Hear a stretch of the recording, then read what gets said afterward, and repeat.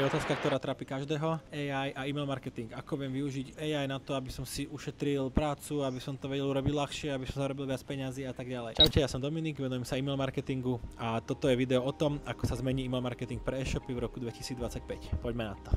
Tak v prvom rade sa môžeme tešiť na čoraz viacej technických obmedzení od Apple, Gmailu a možno že nejakú legislatívu, ktorá nám bude ďalej sťažovať to, aby sme vedeli presne vyhodnocovať naše email marketingové aktivity. Čo to pre mňa znamená je, že sa veľa viac treba zameriať na insighty, ktoré máme my o našom publiku, na naše skúsenosti, na to, čo nám hovoria tvrdé dáta z našeho e-shopu a menej sa snažiť minmaxovať podľa nejakých drobných odporúčaní z analyticsov, ktoré môžu byť často nepresné a viac sa snažiť zamerať na nejaký copywriting, design, náš brand, poznanie publika, dobré produkty a na všetky tie best practices, ktoré sú tu už desiatky rokov a o ktorých sme si možno minulé roky mysleli, že až tak nie sú dôležité, lebo sme sa vedeli zamerať na tie dáta a tí nám možno, že poradili nejaké iné veci, ale to všetko ide do čerta a myslím si, že to je dobré, pretože tie dobré základy sa volajú dobré základy z nejakého dôvodu a kto sa im bude viacej venovať, ten bude viac úspešný. Ďalšia vec je, že zákazníci dostávajú stále viac a viac e-mailov, každý rok sa to opakuje a 2025 nebude žiadna výnimka. Čo to znamená je, že tvoj e-mail musí zažiariť. Ak chceš, aby ho ľudia otvárali, tak proste musí na to byť nejaký dôvod. Ten dôvod je, že máš super produkt, to budem vždy opakovať, lebo to je vždy ten najlepší dôvod, prečo by som si mal otvárať tie maily, alebo že tie newslettery sú strašne dobre napísané, pokiaľ si nejaký tvorca. To ma privádza ešte k jednému bodu, ktorý je možno taký nie úplne na prvú dobrú, a to je ten, že myslím si, že už meno odosielateľa bude možno v roku 2025 dôležitejšie ako predmet e-mailu.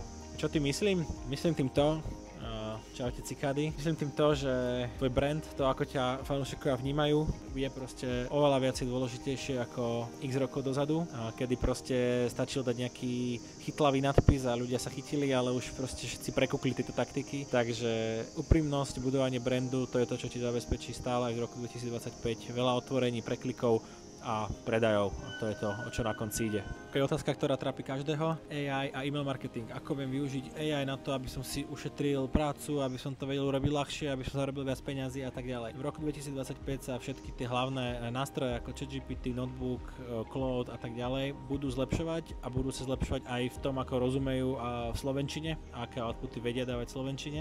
Takže bude čoraz väčší zmysel dávať do nejakej miery ich používať, ale rozhodne to nebude tak, že proste dáš nejaký prompt a boom, napíše ti ChatGPT celý e-mail. Stále bude potrebný nejaký dobrý copywriter, ktorý bude tú umelú inteligenciu na tvorbu používať tak, ako ju každý rozumný copywriter a iný kreatívec používa už aj dnes pri brainstormingu, pri nejakom outline, pri porážaní možno nejakého písateľského bloku na začiatku, ale určite AI nenahradí poctivý copywriting ani v roku 2025. Kde ale AI určite pokročí, sú inteligentné odporúčania produktov. Čiže namiesto toho, aby sme zákazníkovi posielali alebo v celej databáze posielali odporúčanie na ten istý zoznam produktov, ktorý práve promujeme, tak bude čoraz viac a viac prístupné to, že budeme vedieť personalizovať produkty podľa histórie nákupov a podľa rôznych iných vecí, ktoré máme v databáze.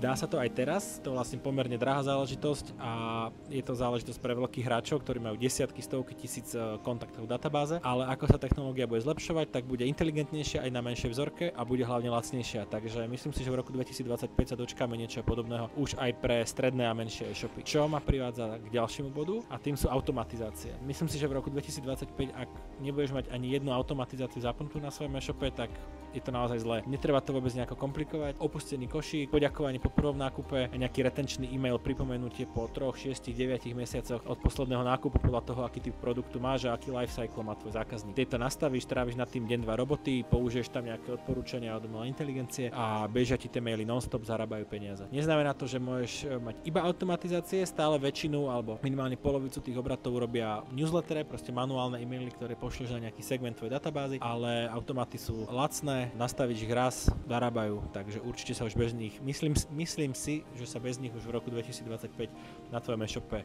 celkom nezaobídeš. No a inak popravde si myslím, že sa toho email marketingu v roku 2025 až tak veľa nezmení oproti iným rokom. A to je proste to, čo hovorím každý rok a to je to, prečo email marketing dobrý, tie základy zostávajú stabilné, ten systém je daný, tá cesta k úspechu email marketingu je jasná, nejak zásadne sa nemení, nevstupujú do toho nejaké hrozné algoritmy a proste kratochvíle manažerov v Google a vo Facebooku a zároveň aj legislatívne obmedzenia sa toho týkajú oveľa menej, takže to je dôvod, prečo email marketing je najprofitabilnejší nástroj pre e-shopy a prečo môže byť najprofitabilnejší aj pre vás.